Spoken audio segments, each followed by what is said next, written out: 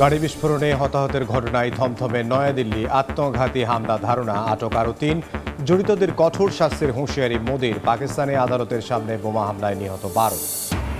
পাকিস্তানের সেনেটে সংবিধানের বিতর্কিত ২৭তম সংশোধনী বিল ৫ উত্থাপিত। নিম্নকক্ষে আইন হলে প্রতিরক্ষা বাহিনীর উপর পূর্ণ নিয়ন্ত্রণ পাবেন সেনাপ্রধান।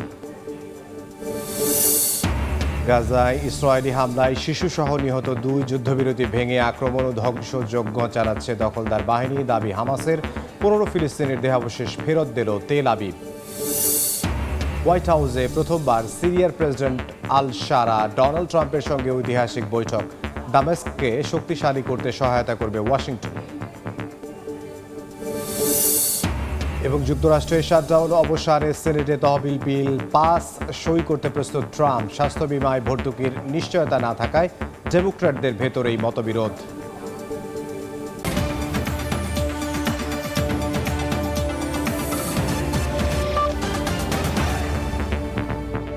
আন্তর্জাতিক সময়ের সঙ্গে আছে আমি ইমদাদুল হক। ভারতের নয়াদিল্লিতে গাড়ি বিস্ফোরণের ঘটনায় সন্ত্রাস বিরোধী আইনের আওতায় চলছে তদন্ত কার্যক্রম। আরও ৩ চিকিৎসককে আটক করেছে পুলিশ। সার্বিক পরিস্থিতি পর্যবেক্ষণ করছেন স্বরাষ্ট্রমন্ত্রী অমিত শাহ। ১৩ জন নিহতের ঘটনায় শোক জানিয়েছেন ভারতের রাষ্ট্রপতি দ্রৌপদী মুর্মু ও প্রধানমন্ত্রী নরেন্দ্র মোদী। বিস্ফোরণের পর বাংলাদেশ, পাকিস্তান ও নেপাল সীমান্তে উচ্চ সতর্কতা জারি করেছে ভারত। দেশটিতে ভ্রমণে সতর্কতা জারি করেছে যুক্তরাষ্ট্র ও যুক্তরাজ্য। মঙ্গলবার ভোরের আলো ফুটেই ভারতের রাজধানী নয়াদিল্লির মেট্রো স্টেশনে ছুটে আসেন স্বজনরা। এদিন সকাল থেকেই আলামত সংগ্রহ করতে শুরু করে ফরেনসিক টিম। সন্ত্রাস বিরোধী আইনের আওতায় চলছে বিস্ফোরণের তদন্ত কার্যক্রম। জম্মু ও কাশ্মীরের ২ জন চিকিৎসককে জিজ্ঞাসাবাদ করা হচ্ছে বলে জানিয়েছে এনডিটিভি। বিস্ফোরণের পেছনে বড় নেটওয়ার্ক বা সন্ত্রাসী কার্যক্রম আছে কিনা তা যাচাই করা হচ্ছে। ওই ঘটনার কয়েক ঘন্টা আগে জম্মু ও কাশ্মীর এবং হরিয়ানার পুলিশ হাজার হাজার কেজি বিস্ফোরক উদ্ধার করে। উদ্ধারকৃত বিস্ফোরক সম্ভাব্য অ্যামোনিয়াম নাইট্রেট। এদিকে বিস্ফোরণের পর বিমানবন্দর, মেট্রো স্টেশন সহ সরকারি বিভিন্ন এলাকায় নিরাপত্তা জোরদার করা হয়েছে। মুম্বাই ও উত্তরপ্রদেশের পাশাপাশি বাংলাদেশ, পাকিস্তান ও নেপাল সীমান্তে উচ্চ সতর্কতা জারি করেছে ভারত। দেশটিতে ভ্রমণে সতর্কতা জারি করেছে যুক্তরাষ্ট্র ও যুক্তরাজ্য। নয়াদিল্লির এই ঘটনা নিবিড়ভাবে পর্যবেক্ষণের পাশাপাশি প্রয়োজনীয় সহায়তা দেওয়ার কথা জানিয়েছে ওয়াশিংটন। রাইসা জান্নাত, সময় সংবাদ। এদিকে পাকিস্তানের রাজধানী ইসলামাবাদে বোমা বিস্ফোরণে অন্তত ১২ জন নিহত হয়েছেন। আহত হয়েছেন অন্তত ২০ জন। মঙ্গলবার দুপুরে ইসলামাবাদে জেলা আদালতের প্রবেশদ্বারের কাছে এই বিস্ফোরণের ঘটনা ঘটে। এ সময় আদালত প্রাঙ্গণে প্রচুর মানুষের ভিড় থাকে। পুলিশের এক মুখপাত্র জানান, বিস্ফোরণের পেছনে কারা রয়েছে তা এখনও জানা যায়নি। ফরেনসিক টিমের তদন্তের পরই এই বিষয়ে আরও তথ্য দেওয়া হবে বলে জানিয়েছে পুলিশ। সিনেটে পাসের পর এবার পাকিস্তানের পার্লামেন্টের নিম্নকক্ষে সংবিধানের বিতর্কিত ২৭তম সংশোধনী বিল উত্থাপন করা হয়েছে। মঙ্গলবার আইনমন্ত্রী আজম নাজির তারার বিলটি উত্থাপন করেন। বিল পাসে নিম্নকক্ষের ২/৩ সমর্থন প্রয়োজন। পাকিস্তানের গণমাধ্যম বলছে, এই সংশোধনীর ফলে দেশটির সেনাবাহিনী ও বিচারিক কাঠামোয় বড় পরিবর্তন আসবে। প্রতিরক্ষা বাহিনীর প্রধান হিসেবে দায়িত্ব পালন করবেন সেনাপ্রধান। মঙ্গলবার পাকিস্তানের পার্লামেন্টের নিম্নকক্ষে সংবিধানের বিতর্কিত ২৭তম সংশোধনী বিল উত্থাপন করেন আইনমন্ত্রী আজম নাজির তারার। অধিবেশন শুরু হয় প্রয়াত এমপি ইরফান সিদ্দিকের আত্মার মাগফিরাত কামনা করে। এরপর স্পিকার আয়াজ সাদিক আইনমন্ত্রীকে বিলটি উপস্থাপনের আহ্বান জানান। ৩৩৬ সদস্যের জাতীয় পরিষদে ২/৩ সমর্থন প্রয়োজন, যা বর্তমান জোট সরকারে রয়েছে। জোটে রয়েছে PMLN এর ১২৫, PPPর ৭৪, MQM পাকিস্তানের ২২, PML কায়েদের ৫, ইস্তেহকাম ই পাকিস্তান পার্টির ৪ এবং আরও কয়েকটি ছোট দল মিলিয়ে সংখ্যাগরিষ্ঠতা ২০০ ছাড়িয়েছে। অন্যদিকে বিরোধী দলের সদস্য সংখ্যা মাত্র ১০৩। এর আগে সোমবার সিনেটে ২/৩ সংখ্যাগরিষ্ঠ ভোটে বিলটি পাশ করে জোট সরকার। বিরোধীরা বিল উত্থাপনের আগেই ওয়াকআউট করেন। পাকিস্তানের গণমাধ্যম বলছে, এই সংশোধনের ফলে দেশটির সেনাবাহিনী ও বিচারিক কাঠামোয় বড় পরিবর্তন আসবে। সবচেয়ে বেশি আলোচনায় ২৪৩ অনুচ্ছেদ। এর আওতায় এতদিন সশস্ত্র বাহিনীর ওপর বেসামরিক নিয়ন্ত্রণ ছিল। বিল পাশ হলে নৌ, সেনা ও বিমান ৩ বাহিনীর প্রধান হিসেবে দায়িত্ব পালন করবেন সেনাপ্রধান। এমনকি নিয়োগও দিতে পারবেন তিনি। এছাড়া field marshal, marshal of air force ও অ্যাডমিরাল অব ফ্লিট উপাধি যারা পাবেন তারা আজীবন পদবি ব্যবহার করতে পারবেন। ২৭তম সংশোধনীর অধীনে নতুন ফেডারেল কনস্টিটিউশনাল কোর্ট গঠন করা হবে। ইসলামাবাদ হাইকোর্টের একজন বিচারপতি থাকবেন এই বেঞ্চে। কনস্টিটিউশনাল কোর্টে যোগ্যতা পেতে বিচারপতিকে হাইকোর্টে অন্তত 5 বছর দায়িত্ব পালন করতে হবে। বিচারপতি বদলির বিষয়ে সিদ্ধান্ত জুডিশিয়াল কমিশনের হাতে থাকবে। এছাড়াও আরও বেশ কিছু পরিবর্তন রয়েছে নতুন সংশোধনীতে। গেল কিছুদিন ধরেই বিতর্কিত ২৭তম সংশোধনী বিল নিয়ে উত্তপ্ত পাকিস্তানের রাজনীতি। বিলের বিরোধিতা করে আসছে সাবেক প্রধানমন্ত্রী ইমরান খানের দল, পাকিস্তান তেহরিকে ইনসাফ পিটিআই সহ অন্য বিরোধী রাজনৈতিক দল। সমালোচকরা এটাকে প্রাতিষ্ঠানিক দখল হিসেবে দেখছেন। বিশ্লেষকদের মতে সাম্প্রতিক মাসগুলোতে পাকিস্তানের রাজনীতিতে সেনাবাহিনীর নিয়ন্ত্রণ আরও স্পষ্ট হয়ে উঠেছে। সাংবিধানিক পরিবর্তন সেই বাস্তব ক্ষমতার আইনি সিলমোহর। এভাবে সেনাবাহিনী আবারও রাষ্ট্রের মূল কেন্দ্রে ফিরে আসতে যাচ্ছে। রাইসা জান্নাত, সময় সংবাদ। গাজার খান ইউনিসে ইসরায়েলি ড্রোন হামলায় শিশুসহ 2 জন নিহত হয়েছেন। 1 মাস আগে কার্যকর হওয়া যুদ্ধবিরতির মধ্যেও বেড়েছে হামলা ও ধ্বংসযজ্ঞ। হামাস বলছে ইসরায়েল যুদ্ধবিরতির শর্ত ভেঙে প্রতিদিন আক্রমণ চালাচ্ছে। যুদ্ধবিরতির অংশ হিসেবে সোমবার ইসরায়েল গাজায় ফেরত দিয়েছে 15 ফিলিস্তিনির দেহাবশেষ।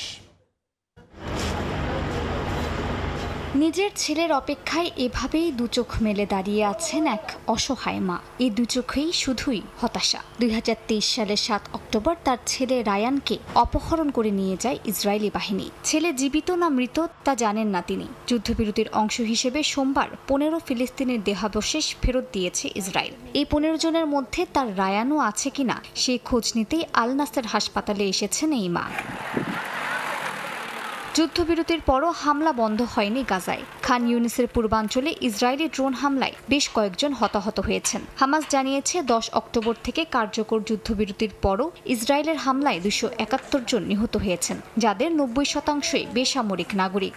প্রতিদিন উপত্যকা জুড়ে চলছে ধ্বংস ও বোমাবর্ষণ। খান ইউনিসে ইয়েলো লাইন নামে নির্ধারিত অস্থায়ী সীমার ভেতর ঘরবাড়ি ধ্বংস করছে ইসরায়েলি সেনারা। এর মধ্যে জাতিসংঘের সংস্থা UNRW এর দাবি, তারা নিজেদের ত্রাণবাহী যানবাহন পর্যন্ত গাজায় নিতে পারছে না, কারণ ইসরায়েল সেই সংস্থার লোগোযুক্ত গাড়ি নিষিদ্ধ করেছে। এ কারণেই খাদ্য, ওষুধ ও জ্বালানি সংকটে দিন কাটাচ্ছে গাজাবাসী। এদিকে যুদ্ধবিরতির প্রথম ধাপ শেষ হওয়ার আগেই তেল আবিবে বৈঠক করেছেন ইসরায়েলি প্রধানমন্ত্রী বিনিয়ামিন নেতানিয়াহু ও মার্কিন প্রেসিডেন্ট ডোনাল্ড ট্রাম্পের জামাতা ও উপদেষ্টা জ্যারেড কুশনার। মালিহা সুহরওয়ার্দী, সময় সংবাদ। শীতের প্রাক্কালে রুশ ক্ষেপণাস্ত্র ও ড্রোন হামলায় বিপর্যস্ত হচ্ছে ইউক্রেনের একের পর এক জ্বালানি কেন্দ্র। অন্ধকারে দেশটির বিভিন্ন অঞ্চলের লাখ লাখ বাসিন্দা। এক রাতেই ইউক্রেনের জ্বালানি কেন্দ্রগুলো লক্ষ্য করে 2টি ব্যালিস্টিক ক্ষেপণাস্ত্র এবং 67টি ড্রোন দিয়ে হামলা চালিয়েছে রাশিয়া। জবাবে কৃষ্ণসাগর তীরবর্তী তুয়াপসে বন্দরে রাশিয়ার বৃহৎ তেল শোধনাগারে হামলা চালিয়েছে ইউক্রেন। যুক্তরাজ্য ভিত্তিক গণমাধ্যম দ্য গার্ডিয়ানকে সাক্ষাৎকার দিচ্ছিলেন ইউক্রেনের প্রেসিডেন্ট ভলোদিমির জেলেনস্কি। আলোচনা চলাকালীন হঠাৎ করে প্রেসিডেন্সিয়াল ভবনের বিদ্যুৎ চলে যায়। এ সময় জেলেনস্কি ক্যামেরার দিকে তাকিয়ে বলেন, তার দেশ বর্তমানে একটি কঠিন সময়ের মধ্য দিয়ে যাচ্ছে। এমন পরিস্থিতি এখন ইউক্রেনের নিত্যদিনের ঘটনা বলেও ক্ষোভ জানান ইউক্রেনের প্রেসিডেন্ট। পোলতাভা ও খার্কিভ অঞ্চলের বৈদ্যুতিক লাইন ক্ষতিগ্রস্ত হয়েছে। এছাড়া কিয়েভ, দিনিপ্রো ও জাপোরিজ্জিয়া অঞ্চলেও বিদ্যুৎ সরবরাহ ব্যাহত হয়েছে। বিদ্যুৎহীন অবস্থায় জীবনযাপন করছেন ইউক্রেনের বিভিন্ন অঞ্চলের লাখ লাখ বাসিন্দা। ইউক্রেনের সেনাবাহিনী জানায়, রাশিয়া এক রাতে ইউক্রেনের জ্বালানি কেন্দ্রগুলোকে লক্ষ্য করে 2টি ব্যালিস্টিক ক্ষেপণাস্ত্র, 5টি মিসাইল এবং 67টি ড্রোন দিয়ে হামলা চালিয়েছে। এর মধ্যে 52টি ভূপাতিত করা সম্ভব হলেও বাকি 9টি ড্রোন আঘাত হানতে সক্ষম হয়। পাল্টা জবাবে ইউক্রেনও আঘাত হেনেছে রুশ জ্বালানি স্থাপনায়। কৃষ্ণসাগর তীরবর্তী তুয়াপসে বন্দরে রাশিয়ার বৃহৎ তেল পরিশোধনাগারে হামলা চালায় ইউক্রেন। তবে রুশ প্রতিরক্ষা মন্ত্রণালয় দাবি করে ইউক্রেনের সবকটি ড্রোনই ধ্বংস করা হয়েছে। এর মধ্যে ইউক্রেনের পূর্বাঞ্চলের দোনেৎস্ক অঞ্চলে রুশ সেনারা পোক্রোভস্ক ও আশপাশের এলাকাগুলোতে অগ্রসর হচ্ছে। রুশ প্রতিরক্ষা মন্ত্রণালয়ের দাবি, জাপোরিজ্জিয়া ও দোনেৎস্কের আরও 3টি গ্রাম দখলে নিয়েছে তাদের বাহিনী। ক্রেমলিন মুখপাত্র দিমিত্রি পেসকভ জানিয়েছেন, রাশিয়া চায় যুদ্ধ দ্রুত শেষ হোক, তবে কিয়েভ শান্তি আলোচনায় অনীহা দেখাচ্ছে। এদিকে জেলেনস্কি পশ্চিমা মিত্রদের আহ্বান জানিয়েছেন, তারা যেন ইউক্রেনকে তাদের হাতে থাকা প্যাট্রিয়ট ক্ষেপণাস্ত্র প্রতিরক্ষা ব্যবস্থা সরবরাহ করে। মালিহা সুহরওয়ার্দী, সময় সংবাদ। আন্তর্জাতিক সময়ে আরও থাকছে। একের পর এক প্রাকৃতিক দুর্যোগে বিপর্যস্ত ফিলিপিন্স। সুপার টাইফুন ফাং ওয়াং এর আঘাতে 18 জনের মৃত্যু। ঝড়ের প্রভাবে তাইওয়ানে বন্যা। সিরিয়ার প্রেসিডেন্ট আল শারার সঙ্গে বৈঠক করেছেন মার্কিন প্রেসিডেন্ট ডোনাল্ড ট্রাম্প। সিরিয়াকে সফল দেশ হিসেবে গড়ে তুলতে সম্ভাব্য সবকিছু করার প্রতিশ্রুতি দেন ট্রাম্প। এর মধ্য দিয়ে প্রথমবার হোয়াইট হাউসে সিরিয়ার কোনো প্রেসিডেন্ট বৈঠক করলেন। স্থানীয় সময় সোমবার হোয়াইট হাউসে যুক্তরাষ্ট্রের প্রেসিডেন্ট ডোনাল্ড ট্রাম্পের সঙ্গে ঐতিহাসিক বৈঠকে বসেন সিরিয়ার প্রেসিডেন্ট আহমেদ আল শারা। বৈঠকে সিরিয়াকে সফল দেশ হিসেবে গড়ে তুলতে সম্ভাব্য সবকিছু করার প্রতিশ্রুতি দিয়েছেন ট্রাম্প। সিরিয়া ইসরায়েলের মধ্যে সম্ভাব্য নিরাপত্তা চুক্তির বিষয়ে যুক্তরাষ্ট্র মধ্যস্থতা করছে বলেও জানানো হয়। এদিকে ওভাল অফিসে সাংবাদিকদের এক প্রশ্নের জবাবে শারাকে একজন শক্তিশালী নেতা হিসেবে অভিহিত করেন ট্রাম্প। শারার অতীত নিয়ে প্রশ্নের জবাবে সবারই কিছু কঠিন অতীত রয়েছে বলেও মন্তব্য করেন তিনি।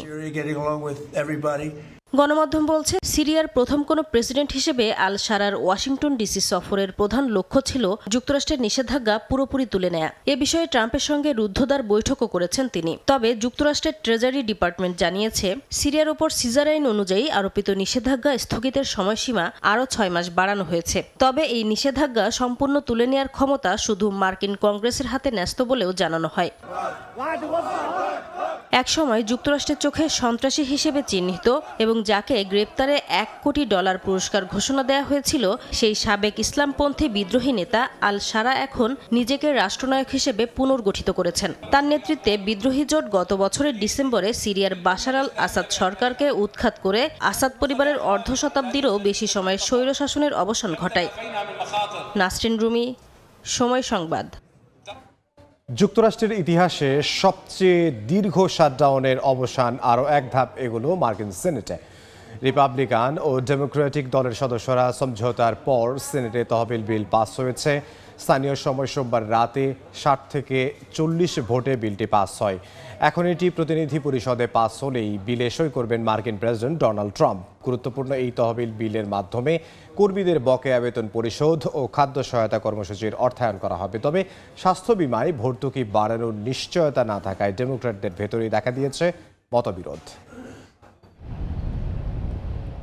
দীর্ঘতম সরকারি অচলাবস্থা বা শাটডাউনের অবসান ঘটাতে শেষমেশ পদক্ষেপ নিল মার্কিন সিনেট। স্থানীয় সময় সোমবার রাতে পাশ হয়েছে গুরুত্বপূর্ণ তহবিল বিল, যা সরকারের কার্যক্রম পুনরায় চালুর পথ খুলে দিয়েছে। সিনেটে বিলটি পাশ হয় 60-40 ভোটে। এতে প্রায় সব রিপাবলিকান সিনেটের সঙ্গে 8 জন ডেমোক্রেট ভোট দেন। এর মধ্য দিয়ে আগামী জানুয়ারি পর্যন্ত সরকারি কার্যক্রমে অর্থায়নের নিশ্চয়তা তৈরি হলো। এখন এটি প্রতিনিধি পরিষদে পাশ হলেই প্রেসিডেন্ট ডোনাল্ড ট্রাম্পের অনুমোদনের অপেক্ষা। ট্রাম্প এরই মধ্যে জানিয়েছেন বিলটি পাশ হলেই তিনি সই করবেন।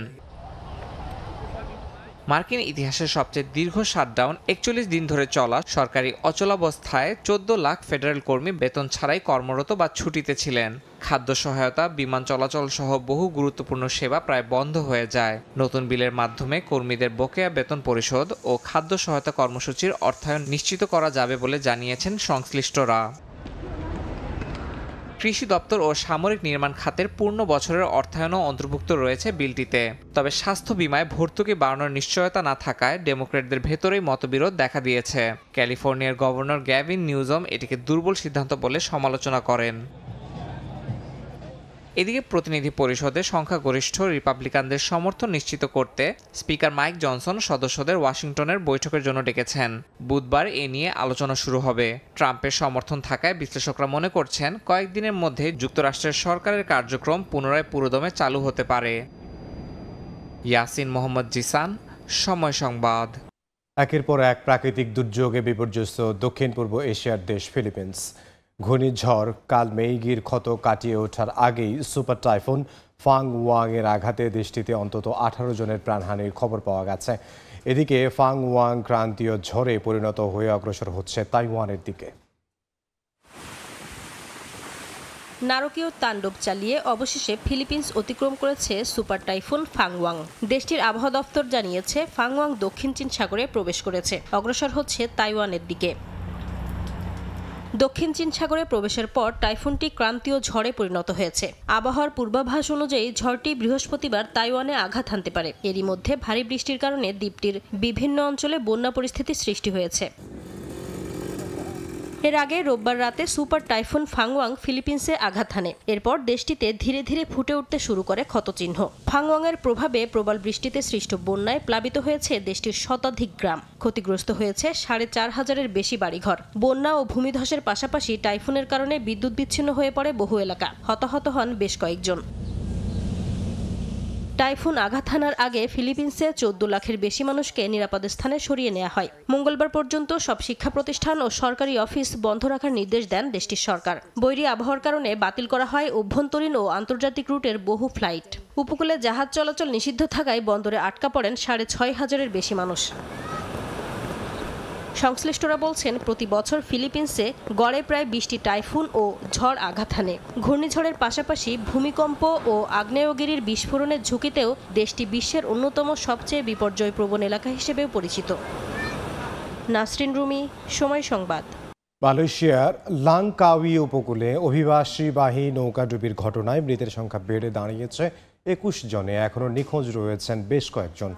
দেশটির উপকূল রক্ষী বাহিনী জানায় এখন পর্যন্ত 13 জনকে জীবিত উদ্ধার করা হয়েছে, যাদের মধ্যে 11 জন রোহিঙ্গা ও 2 জন বাংলাদেশি। নৌকাটিতে থাকা যাত্রীরা মিয়ানমারের রাখাইন রাজ্য থেকে যাত্রা করছিলেন বলে ধারণা করছে কর্তৃপক্ষ। একই সঙ্গে আরও একটি নৌকা যাতে প্রায় 230 জন ছিল সেটিও নিখোঁজ। অধিকাংশ রোহিঙ্গায় দারিদ্র্য, সংঘাত ও অনিশ্চিত জীবন থেকে বাঁচতে সমুদ্রপথে মালয়েশিয়া পৌঁছাতে চেয়েছিলেন।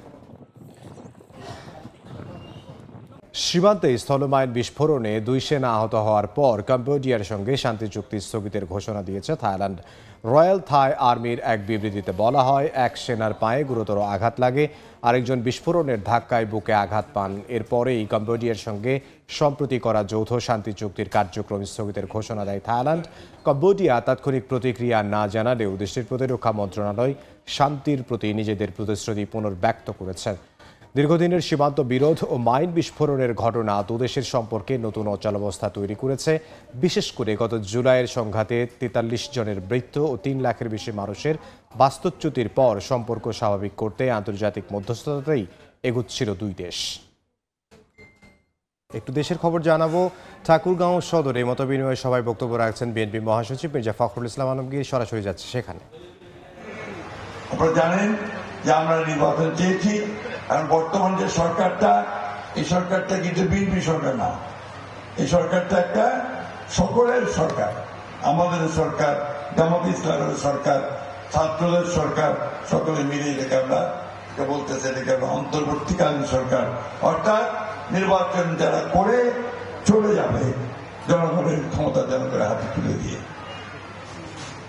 এই সরকার এই এক বছর পার হয়ে গেছে, বেশি হয়ে গেছে, যারা আপনার এই রাষ্ট্র ব্যবস্থার কিছু পরিবর্তন আনার চেষ্টা করছে। আমরাও এটা আগেই বুঝতে পারছিলাম। বুঝতে পেরে বিএনপি ম্যাডাম খালেদা জিয়া দেশের সামনে ভিশন 2030 অর্থাৎ 2030 সালের মধ্যে বিএনপি কি করবে তার একটা ফিরিস্তি তুলে ধরছিলেন। আবার আমাদের নেতা দলের তারেক রহমান সাহেব ওই বিষয়গুলোকে রাষ্ট্রকে নতুন করে মেরামত করা রাষ্ট্রকে মেরামত করা যায় কেমন করে বুঝতে না পারা।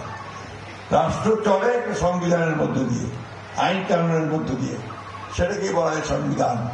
সেই সংবিধানটার কিছু বদল পরিবর্তন করা দরকার, এটা সবাই মনে করেছে। এই জন্য আগে একটা পার্লামেন্ট ছিল, আর ওই পার্লামেন্টের 2টা ঘর থাকবে। একটা ঘর হচ্ছে বড় ঘর, আর একটা ছোট ঘর। বড় ঘরটার মধ্যে আপনাদের প্রতিনিধি, নির্বাচিত প্রতিনিধিরা থাকবে, আর ছোট ঘরের মধ্যে যারা সিলেক্টেড লোক হবে, অর্থাৎ যারা গণ্যমান্য ব্যক্তি, লেখাপড়া ভালো জানে, ভালো বুঝে, তাদেরকে নিয়ে আমরা সেই জায়গায় বসাবো সারা দেশের মধ্যে। এই হচ্ছে চিন্তা ভাবনাটা আপার হাউস। তো এই যে চিন্তা, এই চিন্তাটা কিন্তু আমরা আমাদের নেতা তারেক রহমান সাহেব 31 দফার মধ্যে দিয়েছেন। এবং ন্যায় বিচার, এর আগে বিচারটা বিচারক সরকার যা করেছে বিচারক সেটাই করে দিত, এখন হচ্ছে সেটা করা হবে না।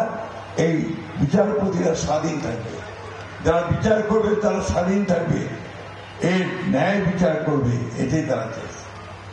আমরা বলেছি আমরা স্বাস্থ্য সেবা, এই আমাদের মেয়েদের, বাচ্চাদের যে ডাক্তার দেখানো, চিকিৎসা করানো, এটা আমরা অনেক বেশি উন্নত করবো। আমরা বলেছি শিক্ষা ব্যবস্থা, এটাকে আমরা এমনভাবে সাজাতে চাই যে শিক্ষা ব্যবস্থা সত্যিকার অর্থেই একদিকে ওই বাচ্চাটা বা ছেলেটা শিখবে, তার ভবিষ্যতের জীবন যেন ভালোভাবে চলতে পারে, তার শিক্ষা নিবে, অন্যদিকে রাষ্ট্রেও উপকৃত হবে। বন্ধু, এই বিষয়গুলো আমরা ভালোভাবে করতে চাই। আমরা কৃষিতে, আমরা জানেন যে শহীদ প্রেসিডেন্ট জিয়া রহমান সাহেব তিনি প্রথম আমাদের কৃষিতে বিপ্লব নিয়ে আসছিলেন, অর্থাৎ কিভাবে কৃষিতে ফলন বেশি করা যায়, কিভাবে আপনার কৃষকেরা তার পণ্যের ন্যায্য মূল্য পায়, ধান বিক্রি করে, আপনার ভুট্টা বিক্রি করে, আলু বিক্রি করে যেন ন্যায্য মূল্য পায়, সেই ব্যবস্থাটা আমরা করবো বলে আমরা কথা দিয়েছি জানা করা গেছে। ঠাকুরগাঁওয়ে বক্তব্য দিচ্ছেন বিএনপি মহাসচিব মির্জা ফখরুল ইসলাম আলমগীর। আমরা সরাসরি ছিলাম সেখানে। মির্জা ফখরুলের বক্তব্যের বাকি অংশ দেখতে ভিজিট করুন সময় টিভির ফেসবুক পেজে। ইরাকের পার্লামেন্ট নির্বাচনে ভোট গ্রহণ চলছে। দ্বিতীয় দফায় ক্ষমতায় ফিরতে লড়ছেন প্রধানমন্ত্রী মোহাম্মদ শিয়া আল সুদানি। মঙ্গলবার সকাল থেকে রাজধানী বাগদাদ সহ সারা দেশে ভোট শুরু হয়। বছরের পর বছর দুর্নীতি, বেকারত্ব আর সেবা খাতে অব্যবস্থাপনায় অনেকেই হারিয়েছেন ভোটের প্রতি আস্থা। 2003 সালে সাদ্দাম হোসেনের পতনের পর 2005 সাল থেকে গণতান্ত্রিকভাবে ভোট দিচ্ছে ইরাকিরা। এই ছিল আন্তর্জাতিক সময়ে। এরপর বিকেল 5টার সময় সংবাদ নিয়ে সঙ্গে থাকবেন সহকর্মী সাইফুল রুদ্র। আপনাকে ধন্যবাদ। বিকেল 5টার সময় সংবাদ নিয়ে আসছে কিছুক্ষণ পর, সঙ্গে থাকুন সময়ের।